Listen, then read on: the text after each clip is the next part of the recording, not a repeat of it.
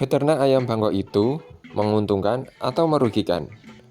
Mari kita lihat dari dua sudut pandang. Sudut pandang yang pertama yaitu sebagai seorang peternak murni, dan sudut pandang yang kedua yaitu sebagai seorang penghobi yang kemudian menernakkan ayam-ayam hobinya untuk mencari materi-materi baru untuk ayam hobinya.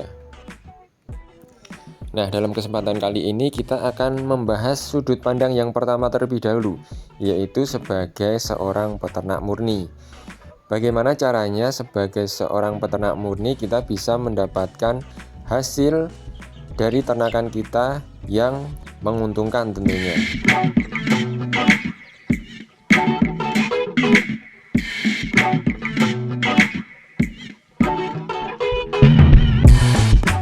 Sebagai peternak, hal utama yang akan kita siapkan adalah mencari indukan dari materi yang tentunya sudah memiliki kualitas yang bagus, yang jika kita ternakkan akan menghasilkan materi anakan ayam yang memiliki pangsa pasar yang menjanjikan. Jika kita hanya fokus pada beternak saja, maka kita harus memiliki materi indukan yang benar-benar berkualitas dan tentunya berasal dari terah yang benar-benar sudah terjamin.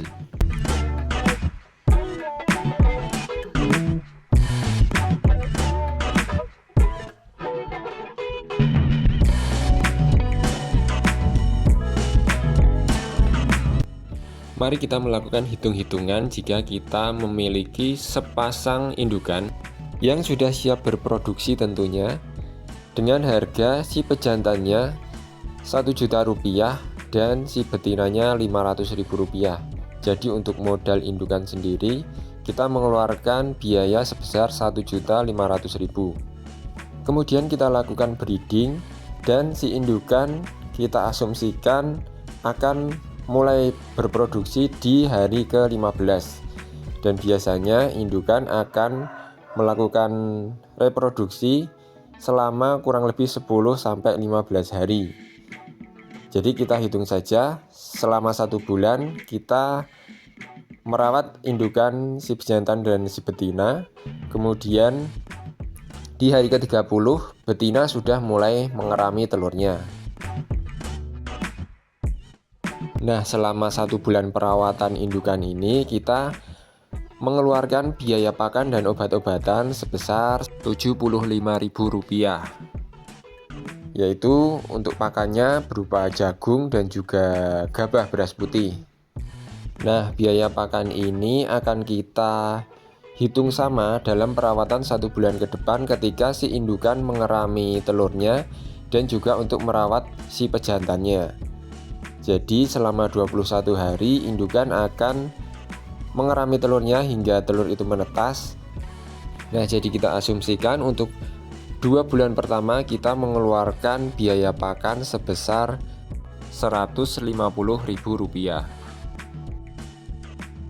Nah, selanjutnya untuk di bulan ketiga kita akan menambah tambahan pakan untuk si anakan yang sudah menetas hingga usia 1 bulan, yaitu biasanya kita berikan BR1 atau FUR 591.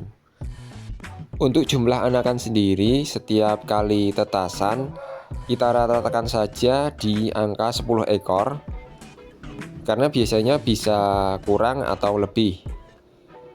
Jadi untuk normalnya ayam bangkok akan menetaskan telur-telurnya sebanyak 10 ekor.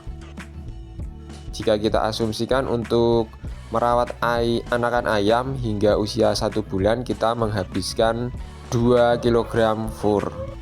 Jadi kita totalkan untuk pakan indukan selama 3 bulan yaitu Rp75.000 per bulan, kita kalikan 3 berarti Rp225.000. Kemudian untuk pakan anakan ayamnya di 1 bulan pertama kita menghabiskan Rp30.000, itu sudah dengan vitamin untuk minumannya. Nah, selanjutnya di bulan keempat kita melakukan breeding tadi. Untuk pakan indukan kita masih tetap sama di Rp75.000. Jadi di bulan keempat kita telah menghabiskan biaya Rp300.000. Dan untuk tambahan pakan anakannya di bulan kedua mereka tumbuh ini, kita menghabiskan 5 kg di bulan yang kedua ini. Jadi tadi di bulan pertama kita sudah menghabiskan 2 kg, kemudian di bulan kedua kita menghabiskan 5 kg. Karena semakin besar pertumbuhan ayam akan semakin banyak kita membutuhkan pakannya. Jadi kita di bulan keempat ini kita memerlukan 7 kg untuk fur anakan ayamnya dengan nominal sebesar 15.000, kita kalikan 7 kg berarti Rp105.000. Itu untuk kebutuhan pakan anakan ayam hingga usia mereka menginjak 2 bulan. Nah, di usia 2 bulan ini kita sudah bisa nih menjual anakan ayam ini untuk menggantikan pakan-pakan yang sudah kita keluarkan dan untuk membiayai biaya breeding berikutnya.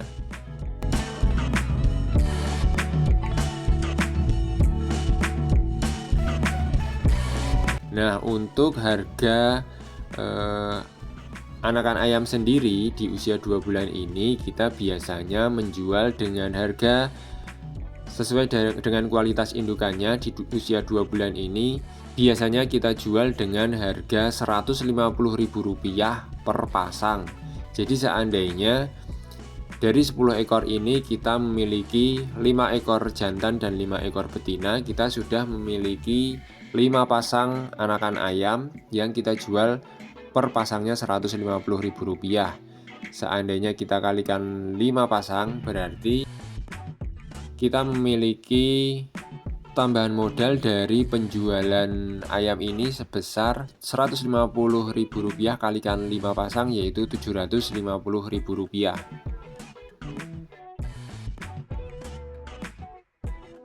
Nah, dari hitungan ini mungkin kita masih mengira kita akan rugi karena kita di modal awal sudah mengeluarkan biaya yang besar dari mulai indukan hingga pakan. Mungkin untuk penjualan anakan ayam yang dari tetasan pertama ini kita baru bisa menutup dari operasional pakan ayam selama kurang lebih 4 bulan tadi. Jadi setelah tetasan yang pertama ini kita akan memulai breeding lagi dengan mengurangi biaya modal yaitu berupa indukan. Jadi kita hanya menghitung biaya operasional yaitu pakan indukan dan juga pakan untuk anakan ayam ketika nanti membesarkan hingga usia 2 bulan. Nah, oke, dari hitungan kita ini kita bisa menyimpulkan jika kita melakukan murni beternak dari ayam Bangkok ini, apakah kita akan menghasilkan keuntungan atau kerugian dari rincian biaya yang sudah kita keluarkan dan pemasukan dari penjualan anakan ayamnya tadi. Nah, untuk rinciannya kita bisa lihat seperti ini ya teman-teman. Untuk rinciannya seperti ini di 4 bulan pertama dan di 4 bulan kedua kita akan mengurangi biaya kandang dan biaya harga indukan. Nah, sudah terlihat ya kita mengalami keuntungan atau kerugian. Nah, sekarang kita akan menghitung di bulan keberapa kita akan mengalami BEP atau balik modal dari modal yang sudah kita keluarkan untuk breeding ayam Bangkok ini.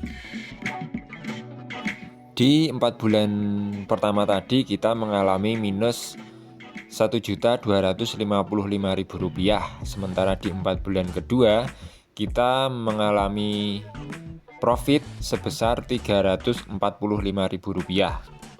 Jadi kita akan menghitung di bulan keberapa kita akan menutup minus Rp1.255.000 itu tadi, dengan kita memiliki potensi di setiap 4 bulanan itu kita memiliki potensi profit sebesar Rp345.000. Jadi tinggal kita hitung saja Rp1.255.000 kita bagi Rp345.000. Itu hasilnya adalah 3,6. Berarti dalam siklus 3,6 kali kita akan sudah menutup minus yang kita alami di 4 bulan pertama.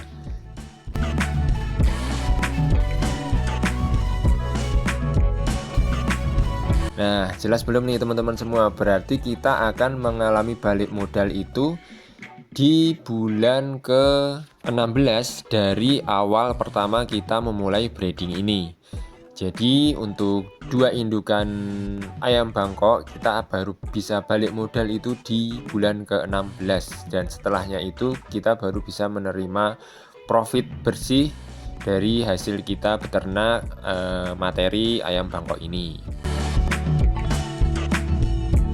Nah, itu ya teman-teman semua, semoga bisa menjadi gambaran untuk kita semua yang ingin memulai breeding ayam Bangkok sebagai peternak murni. Jadi saya tekankan lagi, ini sebagai peternak murni, bukan sebagai penghobi yang ketika kita menanakkan materi ayam, kemudian anak-anaknya ini juga akan kita gunakan sendiri sebagai materi di kandang kita. Nah, mungkin itu, semoga bermanfaat untuk teman-teman semua. Jika ada teman-teman semua yang sekiranya kurang setuju atau masih kurang paham dengan apa yang sudah kita jelaskan ini, mungkin bisa dicoret-coret di kolom komentar agar kita bisa berdiskusi, atau mungkin ada pendapat lain dari teman-teman semua.